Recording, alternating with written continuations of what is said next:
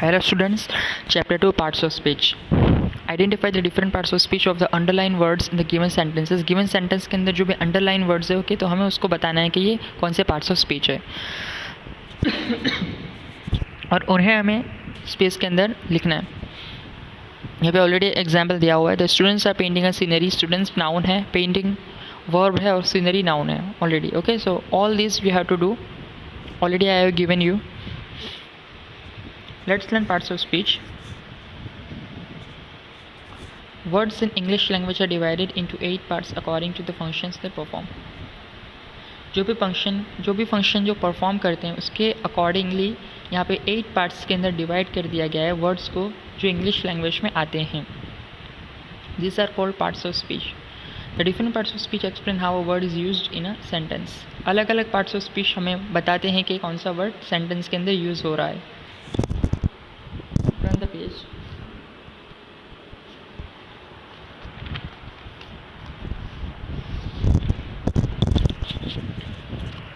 All this is given here. Noun. A noun is a word that is used to name a particular person, place, animal or thing, and also something which can only be thought of but cannot be seen. For example, Netaji was a great Indian leader. Netaji बहुत बड़े Indian leader थे. Allahabad is also known as Prayag. Allahabad Prayag के नाम से भी जाना जाता है. The earth revolves around the सन.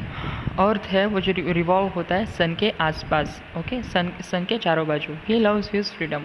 वो अपनी फ्रीडम को प्यार करता है. उसे अपने आज़ादी से बहुत प्यार है.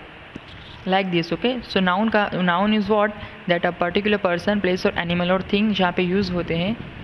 Noun is a word that is use to name a particular person. Noun वो वर्ड्स होते हैं जिसकी मदद से हम किसी पर्सन, प्लेस, एनिमल, थिंग और किसी भी चीज़ को हम बता सकते हैं. Okay, so this is noun.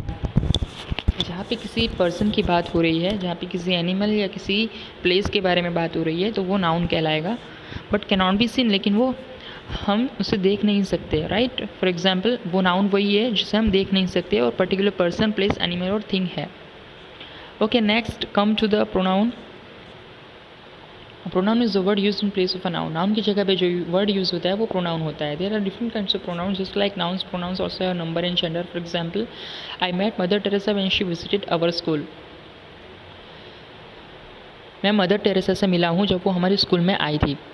Geeta, I had left my books here. Have you seen them? Prakash is an excellent athlete. He won the all-rounder trophy. This is a unique stone. We brought it all the way from China. Verb. A verb is a word that expresses an action. Verb वो होता है जो express करता है कुछ actions. जैसे कि हम चल रहे हैं, खा रहे हैं, सो रहे हैं तो वो verb है. वो action कर रहे हैं ना, walk चल रहे हैं, खा रहे हैं तो वो action है तो वो verb कहलाएगा.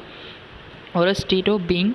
It is the most important part of speech as there can be no sentence without a verb. Her sentence के अंदर verb होता ही है. ये बहुत ही important part of speech है.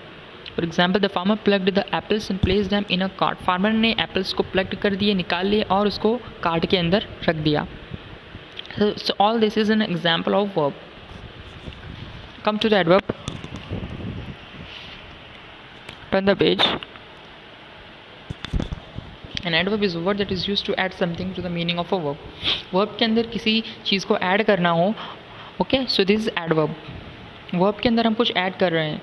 ओके, तो वो एडवर्ब कहलाएगा. एन ऑब्जेक्टिव और another adverb. For example, she arrange the flowers quickly.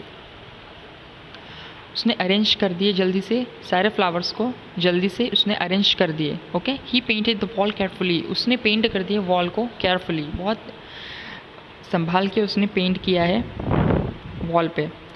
उसने मतलब ही ने. Okay, he painted the wall carefully. They sang the song extremely well. उसने बहुत ही अच्छे से गाना गाया. Laboriously he climb up the mountain. बहुत ही आसानी से वो माउंटेन के ऊपर चढ़ गया. Okay, so this is adverb. Laboriously, extremely well, carefully, quickly, all this is an एडवर्ब. Adjective. An adjective is a word that describes a noun. जो नाउन को डिस्क्राइब करता है वो एडजेक्टिव होता है. There are different types of adjectives that tell us more about nouns. For example, the kingfisher is a colourful bird. I have a warm coat. That is an old fort. Please show me the correct method to do it. Okay, all this is an adjective. Colorful, warm, old and correct.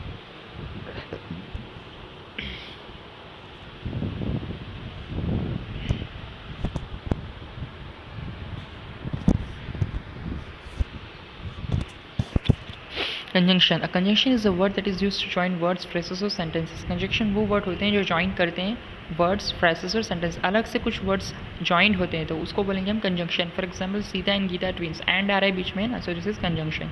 तो इस तरह से पूरे examples हैं।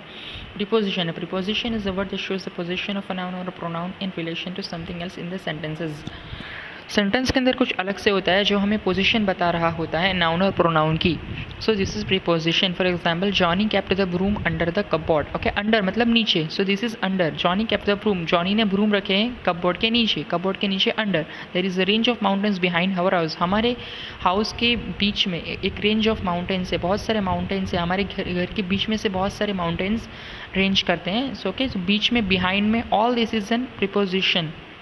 Humpty Dumpty sat on a wall, on preposition है। The mouse ran into the hall, into preposition है। All this is in preposition.